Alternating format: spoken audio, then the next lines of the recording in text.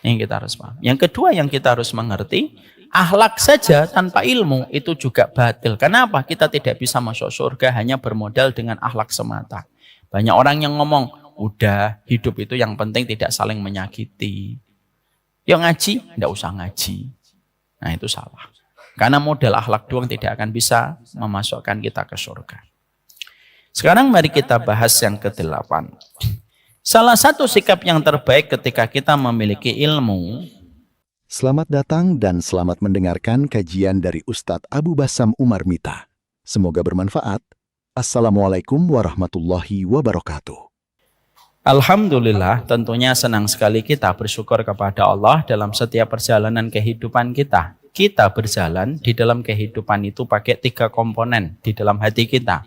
Bukannya kita berjalan dengan kaki, Ustadz. Kaki hanyalah alat kita untuk melangkah. Tapi perjalanan kita maknanya kita berjalan dalam kehidupan itu dengan hati kita.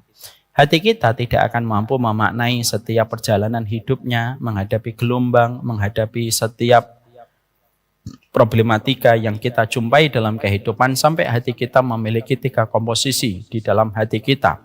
Dan itu dikatakan oleh Imam Ibnu Qayyim, Apa 3 komposisi yang harus ada pada hati kita supaya kita mampu selamat dalam perjalanan hidup kita? Sebelum saya bacakan itu, saya bacakan dalilnya. Inna fil jannati lamangzilatun la tunalu illa bisabri indal bala wasyukri indar rakha waridha bil qada. Sesungguhnya di surga ada tingkatan-tingkatan yang tidak akan pernah diperoleh surga itu kecuali kita ketika di dalam kehidupan memiliki 3 perkara. Apa 3 perkara itu?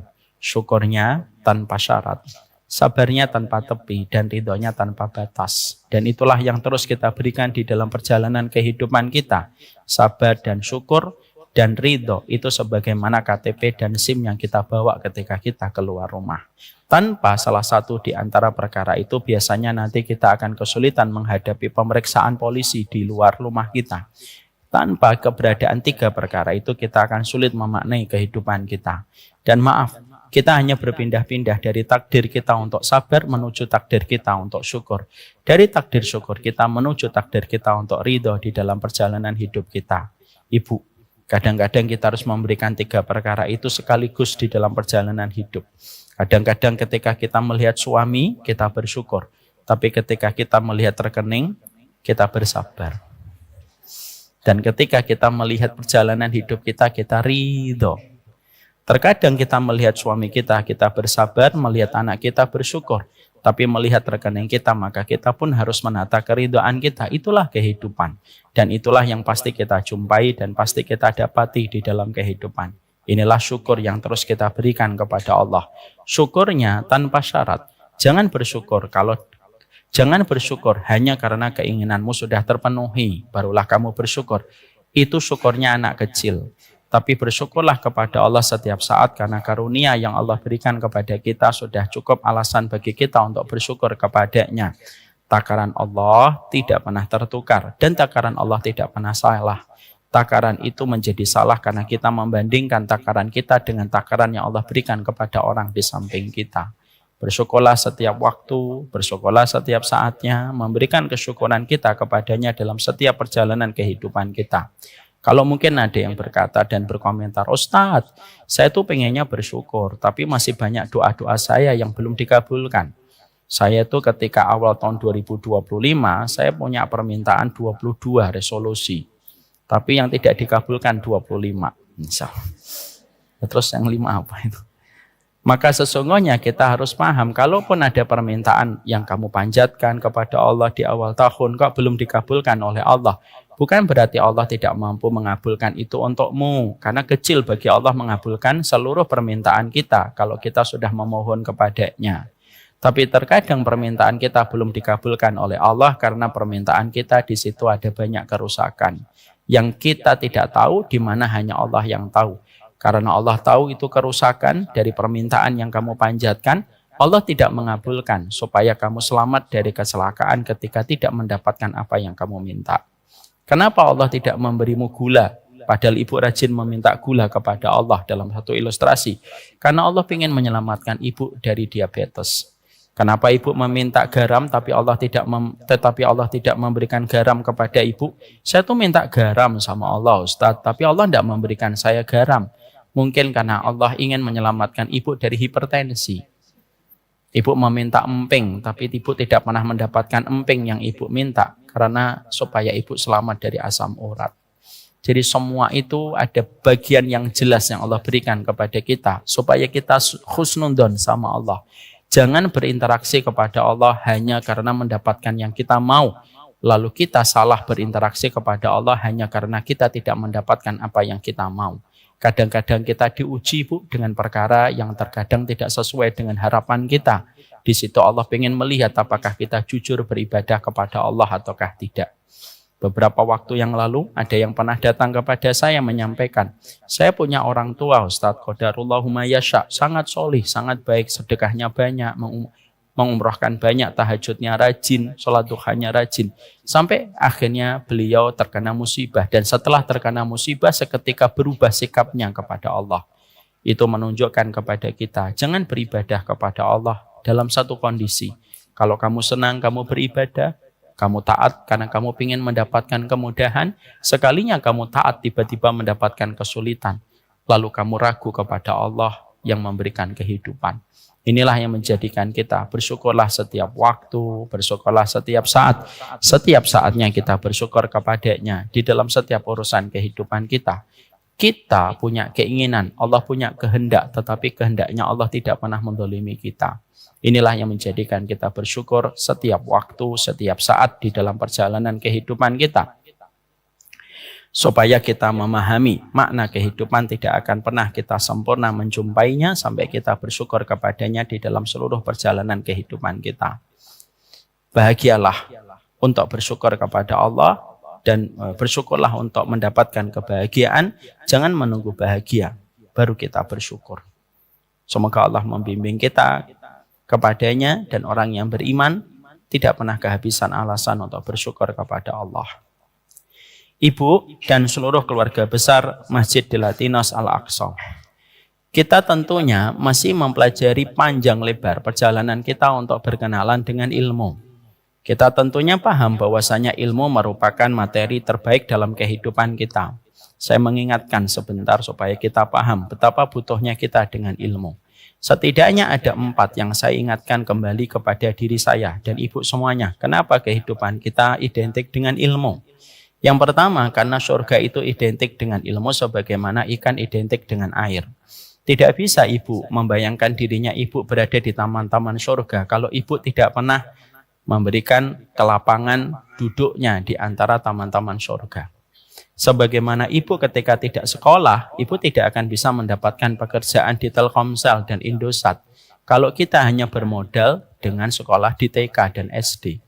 Sebagaimana kita tidak mungkin bisa mendapatkan pekerjaan di Telkomsel kalau bermodal ijazah TK, maka jangan mengharapkan kita bisa masuk surga kalau bermodal dengan semangat lalu kita ingin mendapatkan surga tanpa bisa duduk di taman ilmu. Makanya duduknya kita di taman ilmu merupakan anugerah besar. Karena tidak setiap muslim mereka diberikan oleh Allah kelembutan hatinya untuk duduk di antara taman ilmu.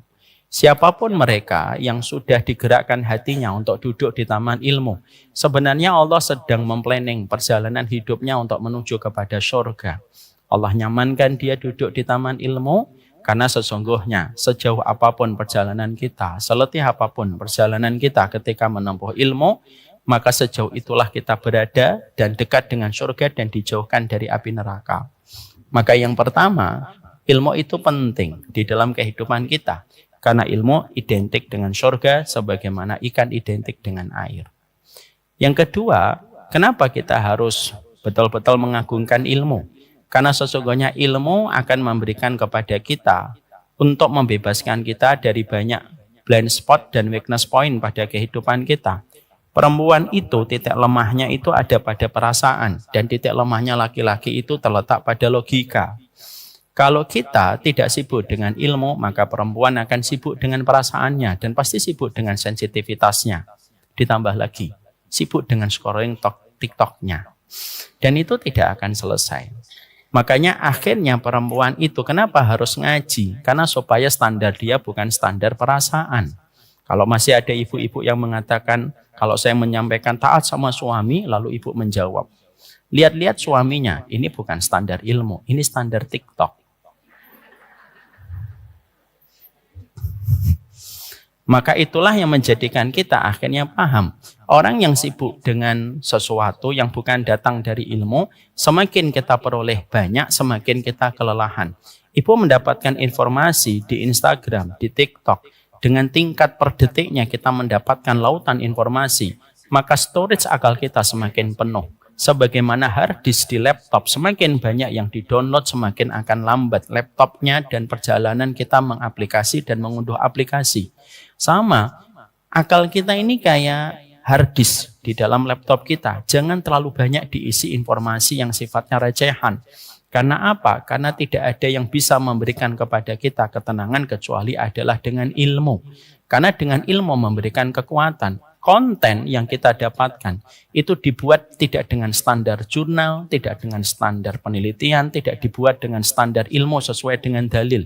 Kadang-kadang konten-konten yang ibu dapatkan, yang saya peroleh, konten itu dibuat oleh para konten kreator hanya untuk meningkatkan engagement, supaya meningkatkan exposure. Terkadang mereka ingin supaya barang dagangan mereka laku ketika engagementnya tinggi. Beda dengan Allah. Allah itu memberikan kepada ilmu supaya Allah bisa memberikan alasan kepada ibu memiliki kekuatan dalam hidup. Saya merasakan betul ilmu itu bisa memberikan kekuatan. Saya ambilkan contoh sedikit ya Bu, walaupun ini bukan contoh ideal. Kalau menurut ibu tidak penting, skip aja. Saya pernah mendapati istri saya merasa lelah ketika anaknya banyak. Anak saya kan 8. Sekarang on the way 9, alhamdulillah. Siapa yang AA tadi? Doakan istri saya sehat. Ya udah gitu aja, saya pulang ya Bu. Istri saya hamil ke-9. Semoga Allah rahmati. Maka beliau, saya teruskan enggak ini? Maka saya ketika mendapati istri saya ngomong, lelah ya Bi, kadang banyak anak. Iya, pasti lelah. Tapi saya selalu bilang anak 1 juga lelah, anak 2 juga lelah. Sama-sama lelah. Lelah itu milihnya 2. Lelah di dunia, istirahat di akhirat. Istirahat di dunia, nanti malah lelah di akhirat. Lalu saya sampaikan, ada kata-kata bagus dari Imam Ibnu Qayyim. Istri saya merespon, apa kata-kata itu? Kata-kata itu jadi obat bagi saya. Kalau kadang-kadang menghadapi anak saya yang di mana-mana. Kadang di atas, kadang di bawah. Ada perkataan bagus dari Imam Ibnu Qayyim. Perempuan dan laki-laki kalau mereka diberikan keturunan, semenjak saat itu dosanya dibagi menjadi 2. Laki-laki dan perempuan semenjak nikah lalu Allah berikan kepadanya keturunan, maka otomatis settingan di dalam dosanya dibagi menjadi 2 partisi. Partisi dosa yang pertama itu tidak bisa dihapus kecuali dia bertaubat. Partisi dosa yang kedua itu tidak bisa dihapus kecuali karena kelelahan ketika dia mendidik anaknya, merawat anaknya, dan membesarkan anaknya dengan keimanan. Semakin lelah dia mendidik anaknya, semakin banyak dosanya akan dikabulkan oleh Allah. Semakin dia letih ketika begadang, pagi hari ngajak muter-muter, maka sesungguhnya semakin banyak kemaksiatannya dihapuskan oleh Allah. Saya ingatkan kembali, semenjak ibu menikah, lalu Allah memberikan kehamilan kepada ibu, lalu anaknya ibu selamat sampai lahir dan hari ini bertumbuh, Allah jadikan dosanya menjadi 2 partisi. Separuh dosa ditebus dengan taubat, separuh dosa ditebus dengan kelelahan ketika mendidik anak. Ketika saya sampaikan perkataan Imam Ibnu Qayyim ini dalam bahasa Arab tentunya, maka istri saya langsung senang sekali. Dan dia memiliki harapan kembali bahwasanya punya anak itu merupakan bagian dari keutamaan. Itulah artinya ilmu ketika memberikan kekuatan kepada kita. Ilmu itu memberikan energi kepada kita. Coba kalau kita tidak memiliki ilmu, kita akan sibuk dengan konten recehan dan itu akan menggelisahkan kita. Dan banyak konten yang justru menjadi toksik di pikiran kita. Hati-hati terhadap apa yang kamu jumpai. Karena apa yang kamu jumpai itu meramaikan ruang berpikirmu yang menjadikan kamu terkadang berpikir negatif tentang masa depan. Jangan terlalu banyak konten yang akhirnya menjadikan kita tidak bermakna kehidupan kita. Itulah ilmu, memberikan kekuatan. Makanya kalau kami umroh Bu, maka kadang namanya perempuan ya, naik turun dikasih nasihat kayak gitu, naik sebentar lagi turun lagi. Kadang-kadang ketika umroh, istri saya kemarin sempat curhat, enak ya kalau anak dikit itu bisa umroh tawafnya berkali-kali. Kalau kita kan mau umroh sama 8 anak, Masya Allah itu perjuangannya luar biasa. Maka saya menyampaikan, Allah itu membagi amal sebagaimana Allah membagi rezeki, Bu. Ada orang yang mereka tawaf sunnah berkali-kali, tapi mereka tidak mendapatkan keutamaan. Ada orang yang mereka mendidik anaknya, walaupun mereka tidak tawaf sunnah, tapi mendidik anak itu wajib, dan tawaf sunnah itu tetap sunnah. Yang wajib itu lebih utama daripada yang sunnah. Maka hatinya gembira lagi. Itulah ilmu, menggembirakan kita. Makanya kalau ibu sedang capek dan letih ketika berhadapan dengan suami, tiba-tiba ibu mendapatkan sebuah hadis meluncur dari lisan seorang guru. Sabar sama suamimu. Kalau kamu meninggal dunia dalam kondisi suamimu ridho, maka 8 pintu surga akan mencatat namamu dan engkau akan dipanggil oleh 8 pintu surga. Kira-kira kita semangat atau tidak semangat? Semangat. Walaupun cuma 3 hari setelah itu drop lagi. Tapi semangat itu pasti hadir. Dan itulah yang menjadikan kita paham betapa pentingnya ilmu pada perjalanan hidup kita. Yang ketiga, ilmu itu memberikan kepada kita furqan.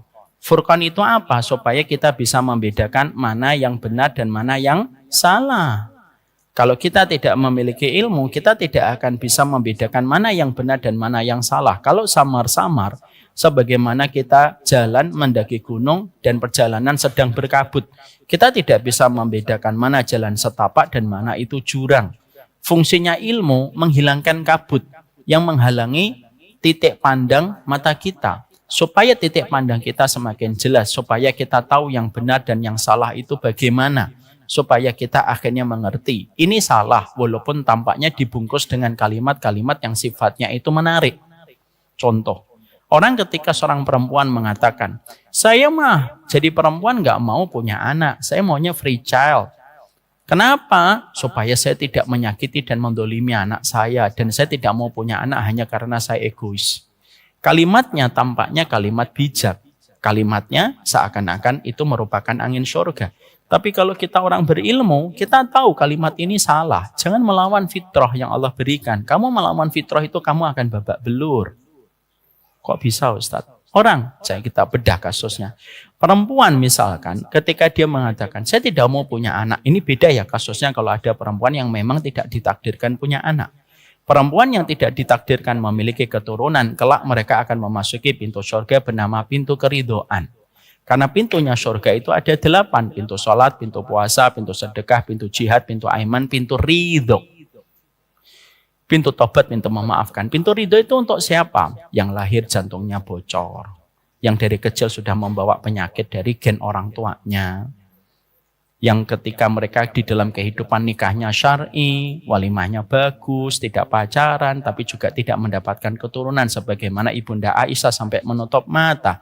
Mereka nanti akan memasuki surga bukan dari pintu sholat, bukan dari pintu puasa, bukan dari pintu sedekah. Tapi dari pintu ridho. Makanya ibu, nanti kalau punya teman, sahabat, sudah nikah 15 tahun, belum mendapatkan keturunan, panggillah dia dengan panggilan doa. Hei wanita yang kelak memasuki surga dari pintu ridho. Supaya membesarkan hatinya. Maka sesungguhnya kalau ada perempuan, lalu dia dengan sengaja tidak mau punya anak dan berkata, saya tidak mau punya anak, nanti daripada nyakitin anak. Ini kan kalimatnya tampak bijak. Dan banyak Gen Z yang mereka membenarkan dan mengaminkan ucapan ini. Mari kita bedah. Ibu, fitrahnya manusia itu punya anak. Karena sesungguhnya mata kita lama-lama itu akan berkurang penglihatannya. Lama-lama pendengaran kita juga akan berkurang. Dan tidak ada tongkat paling indah kalau kita semakin tua dan ketika kita memasuki senja. Kecuali tongkat kita itu ada pada anak. Orang yang mengatakan tidak punya anak itu karena dia masih muda. AdSense dari iklan untuk dia masih banyak. Uangnya masih ngalir ke rekening. Suaminya belum mengecewakan. Badannya belum sakit. Nanti coba masuk 35. Sudah mulai batuk-batuk. Sudah mulai cek gigi dan cek mata. Ketika suaminya mulai mengecewakan, siapa yang akan jadi tongkatnya kalau dia tidak mau punya anak? Makanya kita bisa membedakan dengan furqan itu dengan ilmu. Tapi kalau kita tidak punya ilmu kayak Gen Z hari ini kebanyakan kecuali yang dirahmati oleh Allah. Kalau Gen Z tidak punya ilmu maka setiap dia mendapati konten itu selalu mengaminkan. Oh iya ya, oh iya ya, oh iya ya, oh ternyata orang tua itu beban finansial. Ini berbahaya sekali. Makanya hari ini ketika kita menjumpai kemarin contohnya para perusuh ya, banyak anak-anak muda yang rusuh-rusuh itu yang sampai menjara gitu. Itulah pentingnya kehidupan ilmu kita menjadikan kita memahami bahwasanya di dalam perjalanan hidup itu butuh ilmu supaya memberikan furqan di dalam kehidupan kita. Supaya kita tahu ini konten tidak boleh didengar, ini konten tidak boleh untuk menjadi referensi, ini sesuatu yang boleh. Karena banyak sekali narasi-narasi yang tampaknya menawarkan kepada ibu surga, tapi ternyata yang ditawarkan itu neraka. Karena sebelum Dajjal nanti betul-betul muncul, lalu sifat surga yang dibawa Dajjal itu neraka, dan sifat neraka yang dibawa Dajjal itu surga. Sebelum Dajjal memiliki narasi semacam ini, maka muncul narasi-narasi yang senada dan satu frekuensi dengan narasinya Dajjal. Banyak konten yang terkadang kita jumpai kalimatnya itu kalimat yang kelihatannya sempurna dan membawa surga, tetapi justru merusak. Contoh ibu, berapa banyak kalangan perempuan itu dirusak oleh narasi feminisme tanpa mereka ngerti betapa Islam sangat memuliakan perempuan. Apa itu perempuan dalam Islam? Dikungkung, dijajah. Tidak mendapatkan perlakuan yang adil. Tidak pernah keluar kalimat-kalimat semacam ini kepada Allah ketika menempatkan perempuan, kecuali orang yang tidak paham tentang Allah. Kalau kita punya ilmu, kita tahu ini salah narasinya. Perempuan itu makhluk yang dicintai oleh Allah, Bu. Tidak ada satu makhluk yang paling dicintai oleh Allah kecuali perempuan dan dimudahkan untuk mendapatkan surga kecuali perempuan. Demi Allah itu.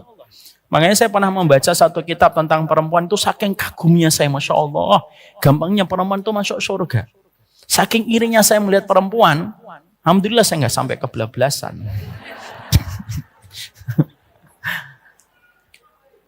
Itu saking dimudahkan oleh Allah, Bu. Dan narasi-narasi menyesatkan ini gimana kita bisa membantahnya? Dengan ilmu. Contoh, banyak perempuan yang mengatakan narasi dalam feminisme. Perempuan itu di dalam Islam banyak aturan, suruh nutup aurat, tidak boleh disentuh. Itu merupakan bagian dari rasa cintanya Allah.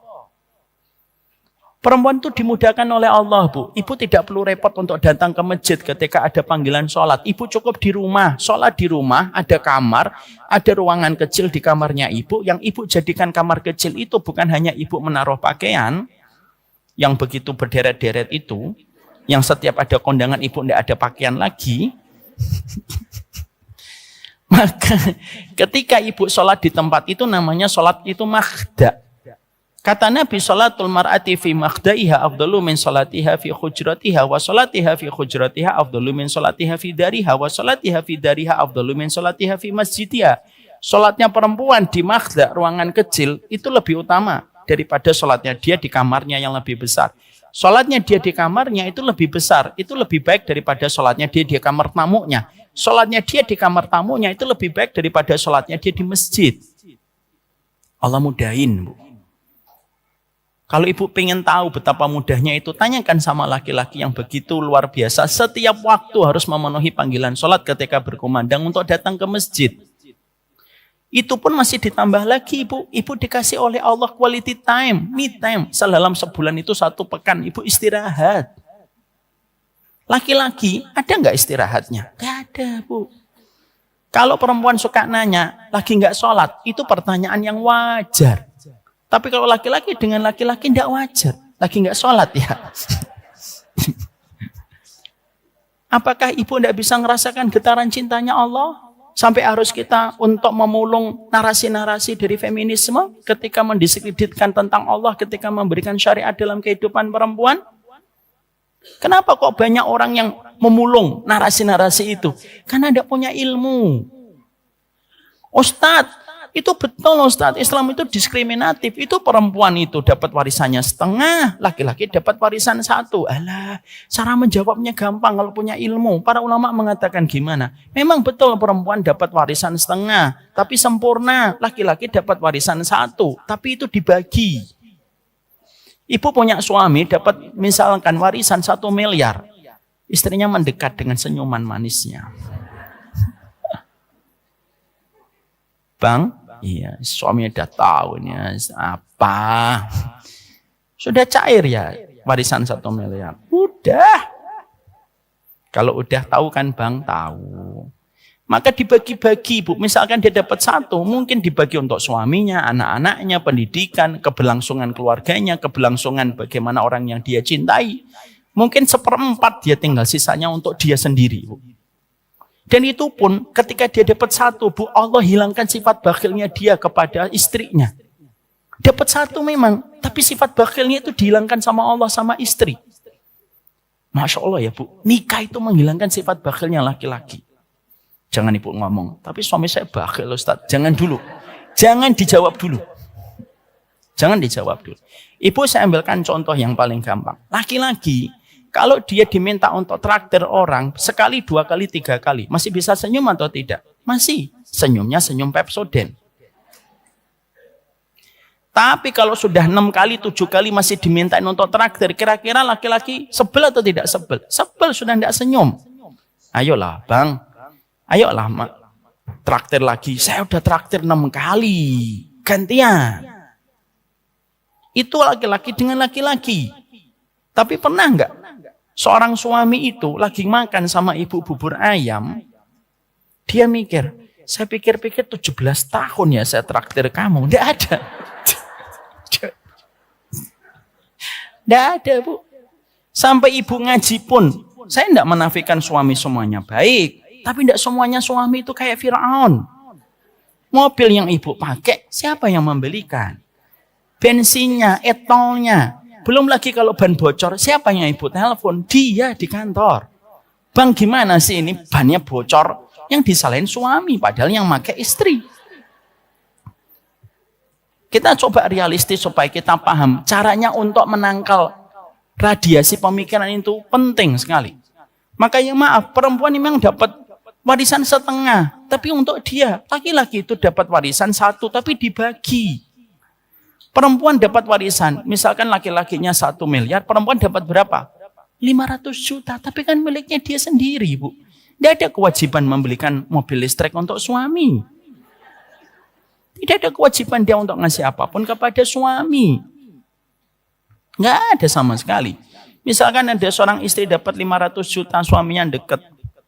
Habis dapat warisan, mama. Iya. Pinjem ya. 250 juta. Terus istrinya menjawab, maaf bang, nggak ada pinjaman untukmu. Secara fikih salah atau tidak salah? Secara fikih istrinya berdosa atau enggak? Enggak, cuma kebangetan. Tapi secara fikih enggak salah. Kalau laki-laki dapat 1 miliar, istrinya minta sebagai bentuk nafkah, suaminya enggak ngasih, salah atau tidak? Salah. Oh serempak banget. Ini istri macam apa ini? Itu yang menjadikan kita paham, itulah ilmu, ngasih kita furqan. Ngasih kita furqan. Kalau ibu sering scrolling dan ibu ya dapatkan itu di TikTok dan Instagram dan itu menjadi acuan petunjuk kita, berbahaya Bu.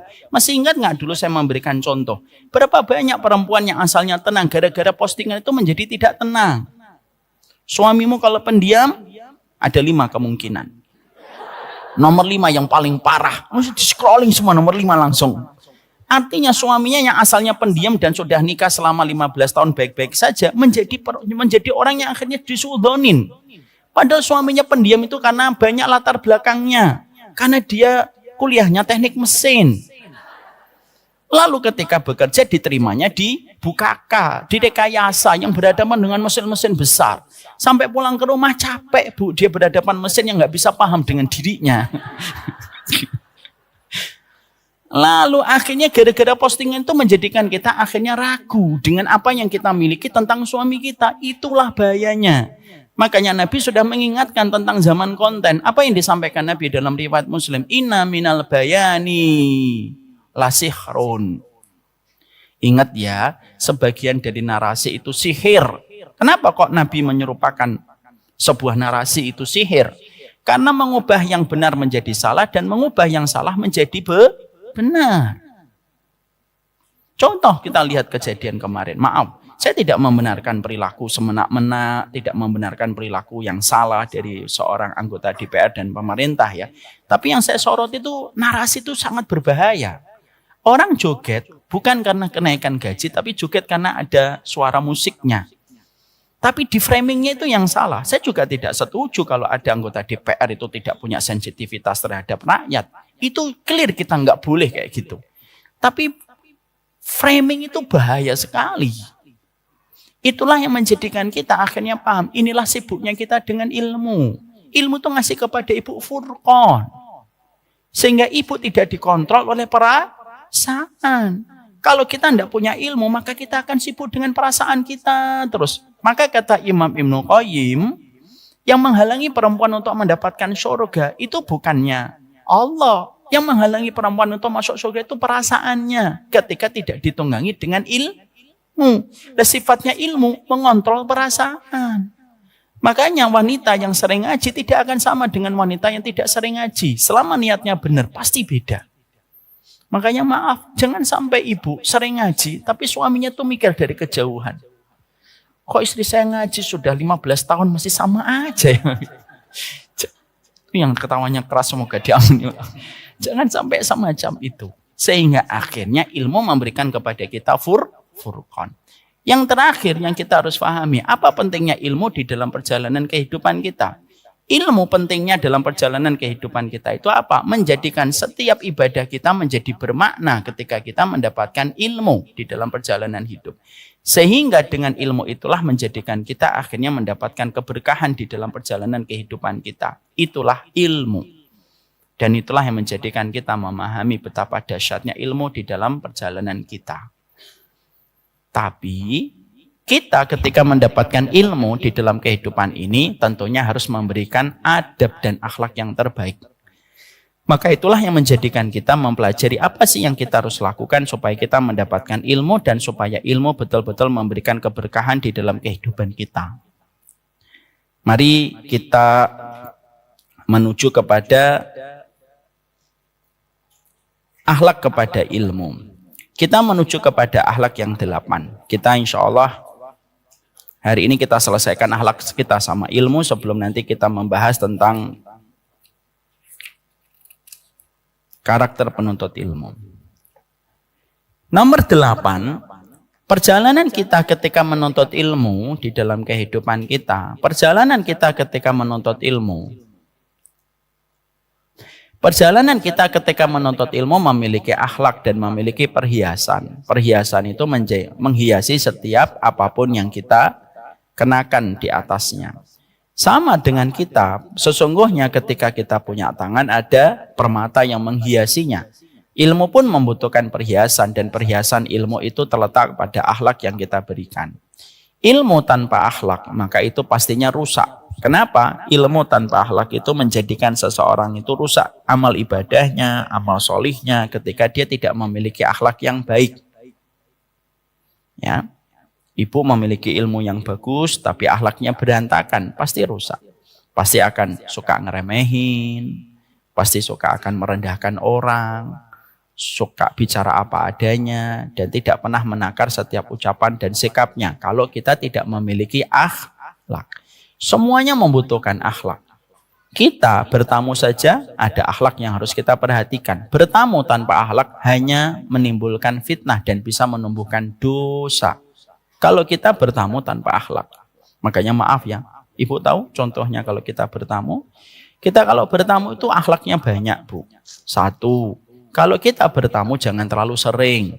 Ketika kita bertamu, itu termasuk akhlak. Makanya Nabi mengatakan zurghibban tazid hubban. Kalau kamu berkunjung kepada temanmu, kepada saudaramu, kunjungi itu jangan terlalu sering. Kunjungilah jarang-jarang supaya menebal rasa rindunya dan menebal rasa cintanya ketika kita tidak terlalu sering. Makanya nggak boleh bertamu itu sehari 3 kali. Pagi, siang, sore. Dan bertepatan dengan jam makan. Orang berkata, kan supaya saya panjang umur Ustaz. Ibu panjang umur, sohibul baitnya pendek umur. Jangan. Itu namanya akhlak. Ibu tahu nggak? Bahwasanya ketika kita bertamu, kita harus memahami yang kedua. Saya sampaikan dulu betapa akhlak itu sangat mempengaruhi. Kalau kita bertamu, kita harus paham bahwasanya kalau kita bertamu, akhlaknya orang bertamu itu apa? Maka memuliakan tamu itu wajib. Tapi membuka pintu untuk tamu bersifat ikhtiar, bersifat pilihan. Maaf ya Bu, Ibu datang ke rumah saya tidak membuka pintu. Dosa atau tidak dosa saya? Tidak dosa. Kecuali saya sudah membuka pintu dan mempersilahkan ibu masuk, saya tidak memuliakan. Itu saya dosa, karena ibu telah jadi tamu. Itulah kenapa ada syariat untuk mengetuk pintu dan mengucapkan salam. Assalamualaikum warahmatullahi wabarakatuh. Kenapa 3 kali? Supaya memberikan keluasaan dan kelapangan bagi sahibul bait, apakah dia bisa menerima tamu pada saat itu atau dia tidak siap. Dan saat itu sangat sulit untuk menerima tamu karena banyak hal. Mungkin sedang memarahi anaknya karena anaknya ada kesalahan besar. Itu tamu. Makanya ketika ada orang mengetuk pintu 3 kali tidak membukakan, itu merupakan jawaban dari penghuni rumah. Maaf, sekarang saya tidak bisa menerima kamu. Jangan akhirnya kita ngomel. Ini gimana sih? Sandalnya ada 6. Motornya 2, berarti dia nggak keluar dong. Itu hanya dia. Itu namanya akhlak. Itu namanya akhlak. Makanya termasuk di antara akhlak ketika kita menuntut ilmu itu, ketika kita bertamu itu apa?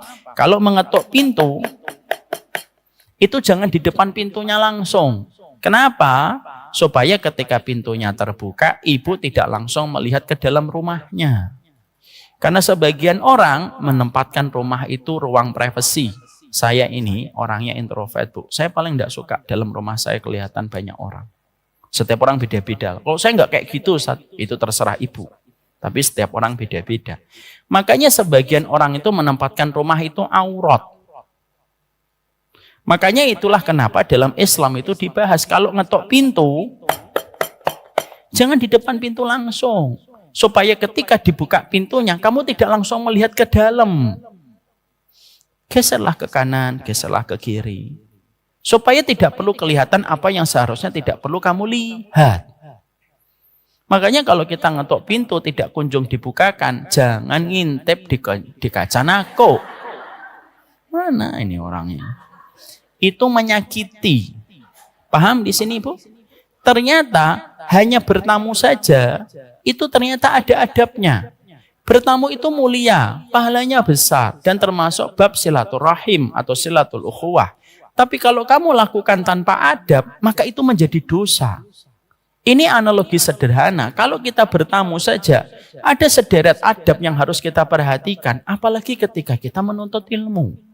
Hari ini, ilmu itu tidak habis dibahas. LC itu bertumbuhan sebagaimana jamur di musim hujan. Dan banyak ustadz-ustadz yang bagus. Dan banyak ustadz yang mulai dikenal dan akhirnya menjadi referensi. Tapi yang hilang itu sekarang bukan majelis ilmunya. Tapi yang hilang itu adalah akhlaknya. Sehingga akhirnya yang sering kita jumpai dan sering kita dapatkan itu apa? Ada orang yang ngaji tapi sifat yang dia miliki ketika dia menjadi penuntut ilmu itu justru lebih buruk daripada seseorang yang tidak pernah berilmu. Dan ini satu hal yang menjadi musibah dalam kehidupan kita. Itulah kenapa kita harus belajar untuk mengetahui betapa kehidupan ilmu harus disertai dengan akhlak. Saya kalau diberikan pilihan, antum memilih satu guru, dia bagus ilmunya, tapi minim akhlaknya, dengan guru yang tidak sepanjang itu ilmunya, tapi mulia akhlaknya, maka yang saya pilih nomor 2. Kenapa? Ilmu yang terbatas masih bisa kita dapatkan di tempat yang lain, tapi akhlak tidak bisa kita dapatkan kecuali kita betul-betul mendapatkan orang yang menjadi orang yang tepat untuk kita jadikan sebagai role model kita di dalam akhlak. Nabi itu bukan tipe orang yang sekedar menjadi guru, tapi Nabi memperlihatkan akhlak yang begitu mulia. Hari ini yang hilang itu keberkahannya, Bu.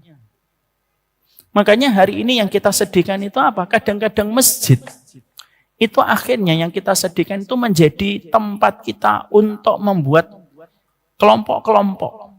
Ini kelompok ngaji sana, ini kelompok ngaji sini. Nanti kalau masuk ke masjid, kelompoknya itu sudah jelas. Ini pasti ngambil sop kanan, ini pasti ngambil sop kiri. Bahkan kita terkadang sedih karena kualitas masjid hari ini di bawah kualitas ketika preman ketemu di terminal. Kenapa sekarang muncul banyaknya ilmu yang luar biasa di mana-mana, tapi terkadang kita justru menjumpai pertikaian dan permusuhan semakin subur di mana-mana? Karena kata para ulama, yang hilang hari ini adalah barokahnya, bukan ilmunya yang hilang. Inilah yang menjadikan kita harus belajar. Kenapa ilmu harus disertai dengan komitmen akhlak. Tolong catat kalimat ini, tolong dicatat ibu-ibu. Dan mungkin sudah pernah dicatat, yang sudah mencatat tidak usah dicatat. Ilmu tanpa akhlak rusak. Ilmu tanpa akhlak rusak. Akhlak tanpa ilmu batil.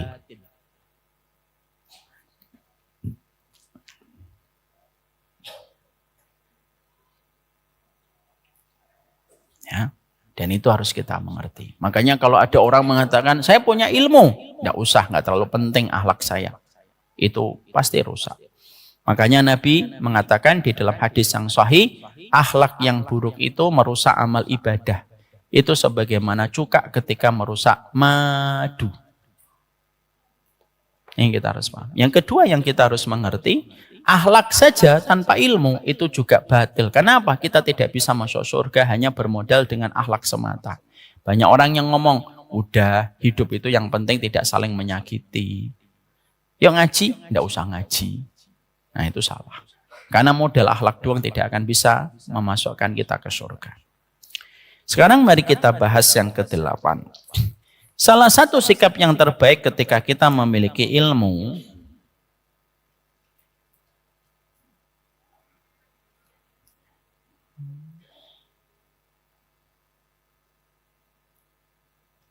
salah satu sikap yang terbaik kita di dalam masalah ilmu itu apa? Yaitu orang yang mereka menuntut ilmu harus senantiasa belajar untuk melapangkan hatinya ketika mendapati perbedaan-perbedaan yang didasarkan kepada perbedaan para ulama. Ini termasuk salah satu hal terpenting dalam proses kita menuntut ilmu, dan ini berkaitan pada poin yang ke-7. Poin yang ke-7 yang kita bahas pada bulan Februari, kita membahas bahwasanya salah satu akhlak terbaik dalam ilmu adalah supaya kita tidak bersifat fanatik. Sehingga kita membangun membangun semangat golongan dan semangat kekelompokan hanya berdasarkan kepada loyalitas yang ada pada diri kita, dan itu salah. Maka sifat yang ke-8 termasuk di antara sikap penuntut ilmu itu apa? Sikap penuntut ilmu adalah bagaimana ketika mereka belajar, mereka tahu bahwasanya terdapat banyak sekali perbedaan-perbedaan yang terjadi di antara para ulama. Dan kita berusaha untuk menjaga hati kita, membersihkan hati kita, supaya kita tidak menyikapi setiap perbedaan para ulama sebagaimana kita menyikapi antara keimanan dan kekufuran. Nah, ini bahaya sekali, Bu. Tolong letakkan ini penting sekali, nggak usah ditulis dulu. Salah satu musibah besar pada kehidupan penuntut ilmu hari ini itu apa? Salah satu musibah besar dalam penuntut ilmu adalah banyak penuntut ilmu yang mereka ketika menjumpai perbedaan itu sebagaimana mereka menyikapi antara keimanan dan kekufuran. Sehingga kalau mereka sudah menyikapi setiap perbedaan sebagaimana dia menyikapi antara keimanan dengan kekufuran, ya itu berbahaya. Maka dia bisa menempatkan seorang muslim lebih buruk daripada orang yang kafir, tapi bisa jadi dia lebih lembut kepada orang kafir daripada sikapnya kepada seorang muslim. Makanya salah satu di antara sifat kelompok menyempal, yaitu kelompok khawarij, apa salah satu sifatnya? Salah satu sifat orang khawarij itu apa? Yaqtuluna ahlal qiblah wa yad'una ahlal awsan. Nabi itu menyebutkan akan terjadi kepada kalian satu kelompok yang mereka itu menyimpang dari jalanku. Sifatnya apa ya Rasulullah? Mereka membenci dan memenuhi orang-orang yang mereka itu muslim ketika menyembah ke arah Ka'bah, tetapi mereka membiarkan orang musyrik, dan orang musyrik itu selamat dari lisannya. Makanya kita di dalam kehidupan ketika nuntut ilmu, kadang kita menjumpai perbedaan. Ada ijtihad yang sering kita dapatkan. Maka cara kita menyikapi setiap perbedaan itu, cara menyikapinya itu dengan hati yang lapang. Makanya pentingnya bagi setiap penuntut ilmu untuk membersihkan hatinya sebelum dia belajar. Supaya ketika dia menjumpai perbedaan, maka dia tidak melihat perbedaan itu sebagaimana dia mengenakan kacamata yang hitam. Lalu melihat setiap orang yang tidak sama dengan pendapatnya itu gelap dan semuanya itu pasti salah. Saya kalau mendapati ibu, lalu ibu tidak memiliki kelapangan hati dan kesucian jiwa di dalam menyikapi perbedaan, tidak usah ngaji sama saya, Bu. Saya tidak mau. Kenapa? Karena pasti ujungnya nanti kita akan menyikat setiap orang yang tidak sama dengan kita. Perbedaan itu pasti ada. Kita juga tidak sampai kebablasan dan tidak boleh berlebihan ketika menyikapi perbedaan. Tidak ada perbedaan, kita katakan perbedaan itu juga tidak boleh. Tapi perbedaan para ulama itu sesuatu yang pastinya ada. Makanya kita berkewajiban untuk membersihkan hati kita supaya hati kita itu menjadi tempat berkumpulnya ilmu. Kalau tempatnya bersih, maka setiap ilmu yang kita dapatkan ketika ditampung di hati yang bersih, maka ilmunya akan menjadi bersih. Tapi kalau hati kita yang menjadi tempatnya ilmu sudah terlalu kotor, maka setiap ilmu yang dituangkan akan menjadi kotor. Menyilet majelis taklim lain, kalau tidak sama dengan majelis taklimnya itu pasti caci maki yang ada di mulutnya. Saya pernah menjumpai, Bu, ada seorang ketua majelis taklim di daerah Bekasi, nangis curhat kepada saya.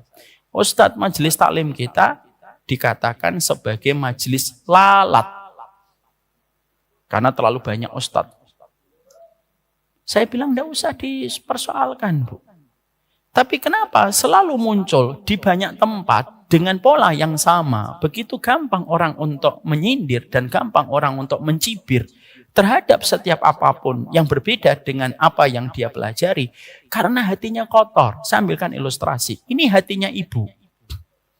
Ini air ini adalah ilustrasi dari ilmunya kita. Itu kata Imam Al-Ghazali rahimahullahu ta'ala dalam kitab Ihya Ulumuddin. Kalau ini hati, kalau ini bersih, setiap ilmu yang dituangkan itu akan menjadi bersih. Yang keluar kata-kata yang baik. Kamu boleh tidak sependapat, tapi bukan berarti kamu tidak bisa tersenyum sama orang yang tidak sependapat dengan dirimu.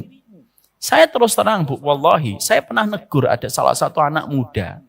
Ketika di masjid, dia pernah tegur sapa sama bapak-bapak yang ada di masjid.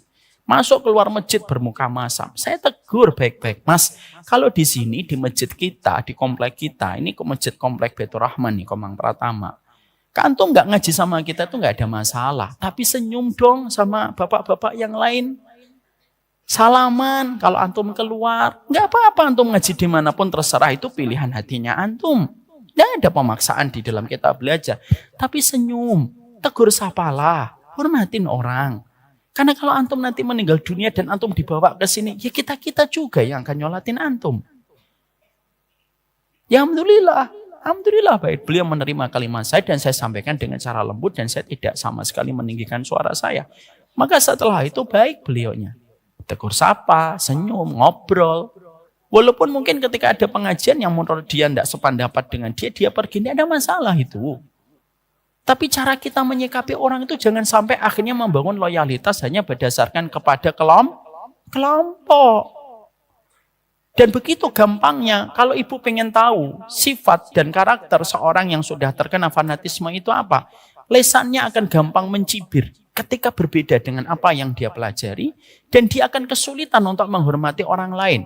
Ketika ada orang lain yang salah, dia begitu cepat untuk mengangkat kesalahan itu. Tapi ketika ada kebaikan dari orang lain, dia akan menenggelamkan dan dia akan melupakan kebaikan itu. Itu sifat orang fanatisme, kata para ulama.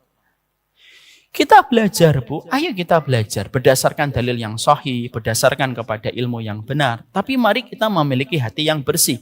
Supaya ilmu yang sampai kepada hati kita itu menjadi bersih. Makanya yang saya khawatirkan itu apa? Kata Imam Al-Ghazali. Imam Al-Ghazali itu mengkhawatirkan. Kalau kamu belajar ilmu, sebelum kamu membersihkan hatimu, maka ilmu itu akan menjadi alasan kamu untuk melakukan dan meneruskan keburukan kebiasaan burukmu. Contoh, ada orang sukanya kasar, Bu. Lalu ketika ngaji, dia tidak berusaha untuk menghilangkan sifat kasarnya dulu. Dia langsung fokus kepada dalil. Apa yang terjadi? Maka dia akan mendapatkan dalil untuk membenarkan sikap kasarnya. Itu yang paling kita khawatirkan. Ada orang ketika gampang mendendam, lalu ngaji, tidak berusaha untuk membersihkan hatinya dulu, maka dia nanti kalau ngaji, sifat pendendamnya itu akan terus muncul, tapi merasa dibenarkan dengan dalil yang dia peroleh. Dan itu akan menjadi kerusakan. Makanya akhirnya para ulama tidak bosan-bosan untuk memberikan nasihat kepada kita. Kalau ngaji, sikapi dengan perbedaan yang kamu harus hormati ketika kamu tidak mendapatkan kesamaan dalam setiap pendapat. Pasti kita menjumpai berbagai macam perbedaan. Perbedaan itu muncul di dalam kehidupan kita. Maka sikap kita adalah kita tetap menghormati dan jangan gampang-gampang kita untuk menurunkan kalimat vonis. Salah memvonis, salah berprasangka, itu lebih baik daripada salah memvonis. Ibu berprasangka, insya Allah mungkin dia yang benar. Itu lebih baik, walaupun kita salah, itu lebih baik daripada kita salah memvonis. Karena apa? Tidak ada orang yang begitu gampang dan begitu cepat dia memvonis, kecuali itu merupakan bagian dari salah satu sifat kelompok sempalan yang sudah diingatkan oleh Nabi. Nabi itu mengingatkan, jangan cepat memvonis orang. Supaya akhirnya apa? Lapang hati kita. Dan kita tidak pernah menjadikan ilmu untuk menjadi sarana membenci orang lain sesama umatnya Nabi Muhammad SAW. Kita pasti nggak menjumpai perbedaan. Pasti ibu. Nanti ibu di dalam sholatnya ada yang menaruh sedekapnya itu ada yang menaruh apa itu? Tangannya di bawah pusar. Ada ini, pendapat ini ada didasarkan oleh sebagian para ulama. Ada yang di atas pusarnya, ada yang di atas dada. Saya kalau ditanya, Ustadz milih yang mana? Saya memilih di atas dada. Tapi ketika saya melihat ada orang ketika dia sholatnya atau sedekapnya di bawah pusar, ya saya tidak menyalahkan. Walaupun saya ditanya, apakah memilih pendapat itu? Saya tidak memilih pendapat itu. Ada orang yang ketika nanti habis rukuk, sami Allahu liman hamidah, ada yang kembali sedekap, ada yang kembali lurus. Saya kembali sedekap, tapi saya tidak menyalahkan yang kembali lurus. Itu cara kita lapang, sehingga ketika melihat orang, kita tidak melihat apa salahnya. Tapi yang kita lihat, itu tetap saudara muslim yang kita miliki sesama umatnya Nabi Muhammad SAW. Semangatnya kita itu menjaga diri kita supaya pertikaian ini, supaya perbedaan tidak menjadi pertikaian. Perbedaan itu tidak pernah menjadi aib. Yang menjadi aib itu adalah ketika perbedaan itu menjadikan kamu bermusuhan. Maaf ya Bu, nanti kalau ibu membaca hadis tentang haud, ada orang-orang yang nanti minum di Telaga Al-Kausar. Berdoalah supaya ibu termasuk di dalamnya dan berdoalah sebanyak-banyaknya umatnya Nabi itu supaya minum bersama Nabi di Telaga Al-Kausar. Bukannya ibu membaca hadis itu lalu ibu merasa sayalah yang akan minum dan orang lain gak ada yang boleh minum. Jangan. Makanya dulu semangatnya para ulama itu apa? Semangatnya para ulama itu menjaga kalimat persatuan di antara kaum muslimin. Dan mereka itu tahu kapan mereka harus menyampaikan pendapat, kapan harus mereka merelakan pendapat-pendapat itu untuk tidak perlu diruncingkan. Saya ambilkan contoh yang paling dahsyat. Abdullah bin Mas'ud itu pernah ditanya, wahai Abdullah bin Mas'ud, kalau kami safar, maka lebih baik kami menjamak, lebih baik kami sempurna sholatnya 4 rakaat duhur dan asar, atau kami sebaiknya rukhsah saja 2 rakaat. Apa kata Abdullah bin Mas'ud? Kalau kamu safar, ambil rukhsah. Innallaha yuhibbu an tu'ta rukhsahu. Allah paling senang kalau ngasih keringanan diambil sama hambanya. Clear atau tidak clear? Clear. Berarti kalau safar, ambil rukhsah. Beliau Abdullah bin Mas'ud ditanya lagi, gimana kalau ada orang safar, dia sempurna sholatnya dan tidak mengambil rukhsah? Apa jawaban Abdullah bin Mas'ud? Ukhalafatus siqah. Kalau kamu safar, kamu tidak mengambil rukhsah, kamu menyelisihi pendapat yang paling kuat di dalam masalah itu. Jelas ya Ibu? Jelas. Satu waktu Abdullah bin Mas'ud melakukan safar ke kota Mekah. Ketika beliau melakukan safar di kota Mekah, pada saat itu sahabat Utsman yang pernah menjadi menantu Nabi 2 kali, itu juga safar ke kota Mekah. Dan sahabat Utsman itu berbeda dengan Abdullah bin Mas'ud. Kalau safar, sudah sampai di tempat tujuan, beliau sempurna sholatnya. Lalu ketika dikumandangkan adzan, saat itu yang didaulat untuk menjadi imam di Masjidil Haram, Utsman bin Affan. Karena kedudukan beliau di keluarga Rasulullah. Utsman silahkan jadi imam. Utsman mengumumkan, kita sholatnya sempurna 4 rakaat. Orang-orang pada saat itu melihat siapa, Bu? Melihat Abdullah bin Mas'ud. Loh, ini sempurna loh. Kamu sholat di belakang Utsman atau tidak? Ternyata sahabat Abdullah bin Mas'ud tetap sholat di belakang sahabat Utsman di dalam safar itu ketika di kota Mekah. Dan beliau mengambil 4 dan tidak mengambil 2. Ketika selesai, orang berkomentar kepada Abdullah bin Mas'ud dengan mengatakan, wahai Abdullah bin Mas'ud, katanya kalau safar ngambil sempurna 4 rakaat itu menyelisih pendapat yang paling kuat.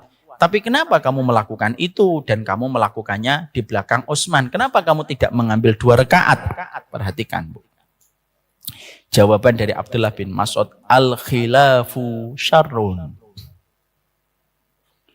Ngotot mempertahankan pendapat, lalu terjadinya perbedaan, itu buruk. Dan saya rela untuk melepaskan pendapat saya, mengikuti pendapatnya Utsman, supaya menjaga kalimat di antara kaum muslimin. Berarti semangatnya apa, Bu? Menjaga persaudaraan.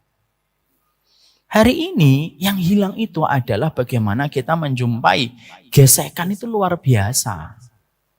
Makanya sikap kita, bersihkan hati kita setiap waktunya. Supaya ketika kita melihat ada perbedaan, perbedaan itu wajar. Tapi tidak sampai menjumpai pertikaian.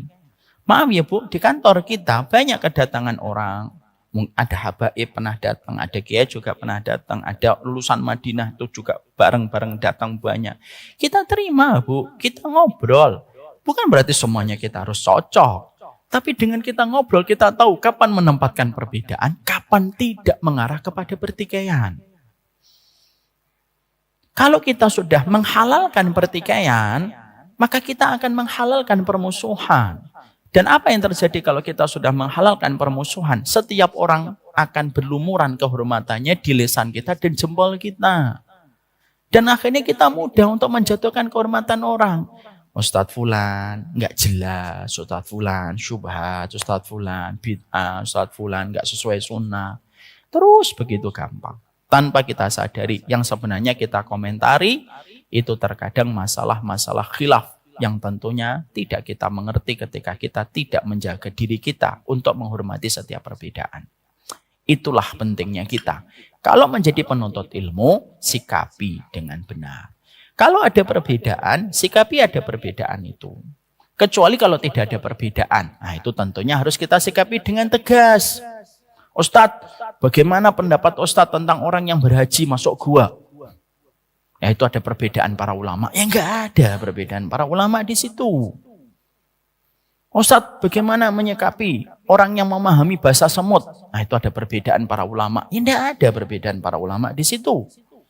Kalau tidak ada, sikapi dengan tegas. Bagaimanapun agama kita punya batasan. Dan batasan itu tidak boleh dilewati. Tapi dengan gampang menyesatkan itu juga menjadi sebuah musibah dan sebuah kesalahan. Makanya kita menjumpai di dalam buku saya memberikan contoh yang paling nyata. Imam Ahmad bin Hambal itu mengatakan bahwasanya sholat kalau mimisan itu batal wudhunya. Itu pendapatnya Imam Ahmad. Jadi Imam Ahmad ditanya, gimana kalau kami wudhu, sholat, mimisan, batal sholatnya, batal wudhunya. Kamu mimisan itu sebagaimana kamu kentut. Batal, batal. Lalu Imam Ahmad itu ditanya, kalau kamu sholat, imamnya mimisan, apakah kamu tetap akan sholat di belakang dia? Kata Imam Ahmad, saya tetap akan sholat di belakang dia. Walaupun dia mimisan. Kenapa? Karena saya tidak mungkin menyanggah imam itu yang mengambil pendapatnya Imam Malik. Karena Imam Malik mengatakan apa? Imam Malik mengatakan mimisan itu tidak membatalkan wudhu. Di sini ada nggak perkara dia ngotot dengan pendapatnya? Nggak ada, Bu. Sekarang itu ada orang ngotot, Bu. Sekalinya dia mendapati ada perbedaan, wah langsung disikapi dengan brutal.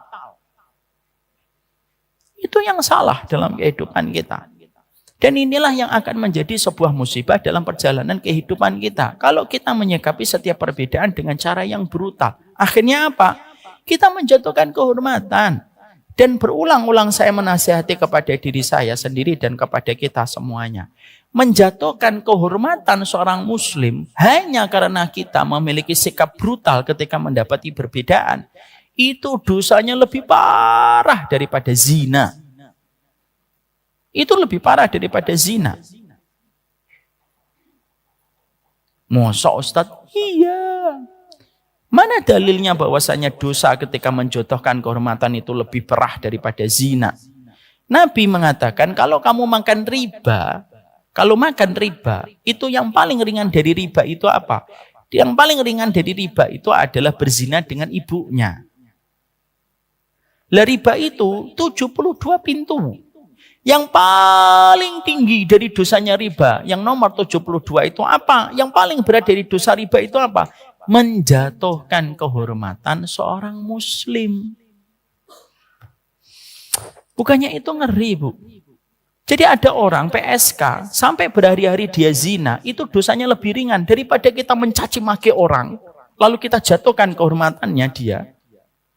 Lalu setelah itu kita tampaknya biasa tidak melakukan dosa. Oh maaf, dosanya zina, dosanya pezina yang di depan jalan yang berhari-hari dia zina. Lebih ringan daripada kita di tempat duduk kita menghujat dan mencela orang, menjatuhkan kehormatannya, yang mana kalau dia mendengar kalimat itu terdengar oleh telinganya, mungkin dia akan meminta pertanggungjawabannya kepada kita. Ini bukan berarti nanti kita menganggap zina itu gampang loh ya. Oh zina masih ringan. Kok zina? Ya daripada mencecah orang, enggak gitu. Makanya kalau saya ditanya, Ustadz gimana pendapat Ustadz tentang Ustadz ini? Saya bilang, kalau dohirnya baik, baik. Kalau dohirnya enggak baik, saya enggak ngerti. Karena batin itu saya serahkan dia sama Allah. Jadi lapang kehidupan kita. Hari ini Bu, maaf, banyak orang yang terkadang penampilannya syar'i, gamisnya khusyuk, sholatnya khusyuk. Tapi bisa jadi sudah berapa banyak kehormatan orang yang dijatuhkan dengan jempolnya dan tangannya ketika dia bicara di sosial media yang private miliknya dia dan grup-grup yang tertutup antara dia dan kelompoknya. Dia bisa kayak gitu. Saya tidak pernah bosan mengingatkan ini karena ini dosa besar. Makanya kita mendapati perkataan dari Imam Syaukani di dalam kitabnya Nasrul Jauhar. Apa perkataan Imam Syaukani? Kamu akan menjumpai di satu zaman orang itu begitu peduli dengan penampilannya dan pakaiannya, tapi tidak peduli dengan kehormatan orang. Dan hari ini kita zamannya, Bu. Orang yang kadang-kadang syar'i, tapi tangannya, jempolnya, omongannya. Tidak ada kehormatan muslim yang tidak selamat dari lisannya, kecuali dia mencaci maki semuanya. Kalau itu ujungnya kita belajar, maka lebih baik tidak usah belajar. Kalau ujungnya itu mencaci maki. Kalau ujungnya hanya mencaci maki, ngapain kita belajar? Karena ketika kita belajar itu menumbuhkan sifat takutnya kita kepada sesama muslim. Takutnya kita kepada Allah dengan kita tidak menjatuhkan kehormatan seorang muslim. Itulah kenapa kita harus belajar. Supaya kita tahu kapan itu perbedaan, kapan yang harus disikapi dengan ketegasan tanpa meninggalkan sifat kelembutan. Ibu, saya sampaikan kepada Ibu, ini jelas clear ya. Ibu terima alhamdulillah, tidak terima juga. Semoga Allah membukakan Ibu untuk menerima. Ada seorang ustadz sekitar 2 bulan yang lalu meninggal dunia di atas mimbar, ya atau tidak? Beliau meninggal di atas mimbar hari Jumat Idul Adha. Hari yang paling baik hari Jumat. Jengkal tanah yang paling baik masjid. Di antara jengkal tanah yang paling baik di masjid, mimbar. Karena kalau orang sudah naik di sini, semuanya harus diam. Dan kalau ngomong, batal sholat Jumatnya. Nih, paling mulia nih. Ada seorang ustadz yang tidak pernah menempuk dadanya sebagai ustadz ahlu sunnah. Mungkin murid-murid yang suka mengklasifikasi ustadz kayak gitu pun tidak pernah menempatkan beliau sebagai ustadz sunnah. Tapi meninggalnya di atas mimbar hari Jumat. Saya yakin tidak semuanya Ibu pernah mendengar kajiannya. Saya pun tidak pernah mendengarkan kajian beliau. Ada beberapa hal yang saya tidak sependapat dengan beliau. Saya ada yang tidak sependapat dengan beliau. Tapi yang Allah bukakan untuk kita, ini contoh. Kadang ada orang yang berbeda pendapatnya dengan dirimu. itu tidak menjadikan dia tidak dicintai oleh Allah. Makanya saya pernah ngobrol dengan salah satu orang yang sangat fanatik sekali dengan kelompoknya. Saya ngomong begini, sudah, gini loh akhi. Ada enggak orang yang bukan datang dari kelompok antum yang mati husnul khatimah? Ya ada Ustadz. Ada enggak orang NU yang mati husnul khatimah? Ada. Ada enggak orang Muhammadiyah yang husnul khatimah? Ada Ustadz. Ada enggak orang PKS yang mati husnul khatimah? Ada. Ada enggak guru antum yang matinya biasa aja? Ada Ustadz. Lalu kenapa kita menganggap orang lain pasti salah? Saya tidak sependapat dengan beliau, tapi saya tidak pernah mencaci maki beliau. Saya pernah dapat kirim-kiriman salam sama beliau. Walaupun tidak semua pendapat beliau sama dengan pendapat saya. Tapi ketika beliau diwafatkan, ketika di atas mimbar hari Jumat, bukannya kita iri itu. Walaupun dia tidak pernah menepuk dadanya sebagai ustadz ini, enggak. Dan di mata kelompok orang yang fanatik, dia juga bukan termasuk kelompok ustadz itu. Tapi Allah wafatkan dia dalam kondisi husnul khatimah. Ini membenarkan ini, cara mengkoreksi Allah itu mengkoreksi pandangan kita sebagai penuntut ilmu. Kamu boleh belajar, kamu boleh cinta sama ustadz kamu. Tapi bukan berarti akhirnya kamu jatuhkan kehormatan setiap orang. Kamu komentari majelis taklim ini nggak ada ilmunya. Kamu komentari majelis taklim ini nggak sesuai dengan syar'i. Ini majelis taklim ini nggak sesuai dengan sunnah. Seakan-akan bahwasanya kamu tuh pengen ngomong yang paling syar'i, yang paling benar, yang paling sunnah cuma kita. Itu enggak benar. Itu enggak benar. Karena bisa jadi ada seorang muslim ada memilih pendapat yang salah. Bisa jadi dia memilih pendapat yang salah. Tapi dalam pendapat yang salah tertutupi dengan pendapat-pendapat lain yang dia lakukan yang benar di sisi Allah. Dan Allah mengampuni yang salah. Kan kita enggak pernah tahu. Ya atau tidak Bu? Saya ambilkan contoh yang paling gampang. Saya janjian sama istri saya. Nanti ketemu ya di warung Padang. Jam berapa, Bi? Jam 1. Oke, jam 1 kita janjian. Qadarullah jam 1 istri saya sudah datang on time. Saya telat. Jam 2 saya belum datang. Jam 3 saya belum datang. Jam 4 ditelepon berulang-ulang. Sudah 217 kali dia nelpon saya. Belum datang. Sudah ditelepon 217 kali. Mati handphonenya. Apa yang kita bayangkan tentang wanita? Seorang istri menunggu suaminya 217 kali telepon. Tiba-tiba handphonenya mati. Kepalanya tidak berasap aja sudah alhamdulillah. Datanglah saya jam 5. Telat berapa jam? 4 jam. Ketika telat, istri kita memandang kita. Janjinya jam berapa? Jam 1. Ini jam berapa? Jam 5. Saya tahu saya salah, tapi tadi maaf kondisinya macet. Saya ingin membelikan kepada kamu satu hadiah. Karena hadiahnya mahal, saya belinya hati-hati supaya saya tidak terperangkap dan terjebak kepada barang yang KW. Kok tadi ditelepon 217? Karena saya lagi sibuk untuk melihat barang yang ori dan KW. Contoh Bu, sama bisa-bisanya Ustadz. Ini contoh, ngomentari contoh gimana sih? Lalu setelah itu sang istri nanya, emang kamu nyiapin hadiah apa? Permata. Ini harganya 750 juta. Kira-kira istri kita akan meneruskan marahnya atau memaafkan suami? Akan marah atau memaafkan? Memaafkan. Istri kita akan bilang, cuma jangan, ini contoh loh Bu, paham kan artinya? Jangan nanti kalau pulang ditanya suami tadi kajian apa? Suami membelikan permata. Ini contoh. Contoh. Lalu bisa jadi istri kita ngomong, Masya Allah Bi ini untuk aku. Iya. Harganya berapa? 750 juta.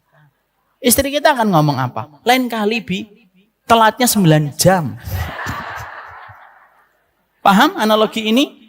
Analogi ini Bu, ini yang paling penting, bukan kisahnya. Penting. Analogi ini saya sampaikan, ada terkadang tetangga kita mungkin dalam satu pendapat dia salah. Tidak ngambil pendapat yang sunnah. Tapi bisa jadi malamnya dia tahajudnya panjang. Bisa jadi ada ratusan anak yatim yang dia sembunyikan, yang dia bantu, yang kita tidak pernah bantuin walaupun kita sering ngaji. Yang mana itu mungkin gak kelihatan oleh mata kita. Tapi tapi kelihatan oleh Allah. Dan Allah memaafkan satu pendapat salah yang dia ambil. Dan Allah menerima semua amal yang lainnya. Contoh, saya ini semua celana saya di atas mata kaki, Bu. Karena saya menganggap enggak, jangan sampai nutup mata kaki. Tapi kalau saya ngelihat ada bapak-bapak atau seorang ikhwan gitu, ternyata celananya si panjang menutup mata kaki. Saya itu ngomongnya itu sederhana. Afirmasi saya apa? Afirmasi saya adalah mungkin bapak itu mengambil pendapat yang membolehkan, atau mungkin bapak itu pendapat dalam masalah celana dia salah, tapi bisa jadi dia memiliki amalan besar yang saya tidak ketahui, yang akhirnya nanti bisa Allah pilih dia sebagai orang yang mati husnul khotimah. Mungkin orangnya sangat sabar menghadapi istrinya. Selalu senyum. Istrinya semarah-marah apapun melemparkan piring dan gelas, selalu senyum suaminya. Kita tidak pernah tahu, Bu. Tapi bisa jadi ada seorang ikhwan penampilannya syar'i, mungkin celananya di atas mata kaki, tapi giliran pulang ke rumah dia nggak pernah sabar sama istrinya. Selalu kalau pulang ke rumah ngajak ngomongin keburukan orang. Kita nggak pernah tahu. Yang saya ingin sampaikan adalah marilah kita ngaji fokus kepada dalil. Ambil pendapat yang paling kuat. Yang kita perbaiki itu cara pandang kita kepada orang lain. Paham di sini? Jangan sampai ngambil yang 750 juta. Itu contoh dari saya. Paham? Makanya itulah yang menjadikan kita akhirnya memahami ini. Yang berikutnya yang ke-9. Termasuk salah satu di antara karakter penuntut ilmu itu mengevaluasi diri lebih banyak daripada orang awam. Apa artinya ini mengevaluasi diri ini? Mengevaluasi diri ini artinya adalah dia banyak muhasabah terhadap dirinya. Dan ada sikap hati yang paling baik. Sikap hati yang paling baik itu apa? Selalu merasa kurang dan tidak pernah merasa lebih yang ada pada takaran ilmunya dan pada takaran amalnya. Gimana ini? Nah, inilah yang menjadi penjelasan kita. 7 bulan lagi itu apa ya berarti? Enggak, insya Allah bulan depan moga-moga tidak ada undur. Bulan depan itu Oktober ya. Oktober masih insya Allah. Sudah 1,5 jam kita kajian. Kalau saya perpanjang tidak sesuai sunnah. Kajian itu tidak boleh terlalu lama. Karena kata para ulama apa? Idza talal majlis fakana lisyaitan nasibuh. Kalau majelis ilmu terlalu panjang, setannya banyak. Yang asalnya khusyuk, ngeliatin jam. Yang asalnya tidak ke belakang, dia ke belakang. Mari kita halau setannya. Sebelum dia datang lebih banyak, mari kita selesai terlebih dahulu. Supaya ketika setannya ke sini, loh kok udah selesai? Barakallahu fiik.